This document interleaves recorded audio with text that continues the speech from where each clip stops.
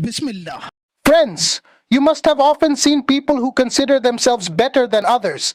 They take pride in their beauty, their muscles, their strength, or their social connections.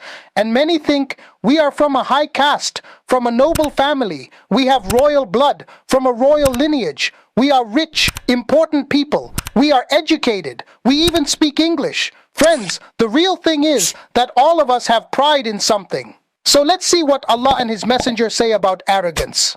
Friends, there is a hadith of the Prophet Muhammad sallallahu alaihi wasallam, which means that the person who has even a mustard seed's worth of arrogance in his heart will not enter paradise.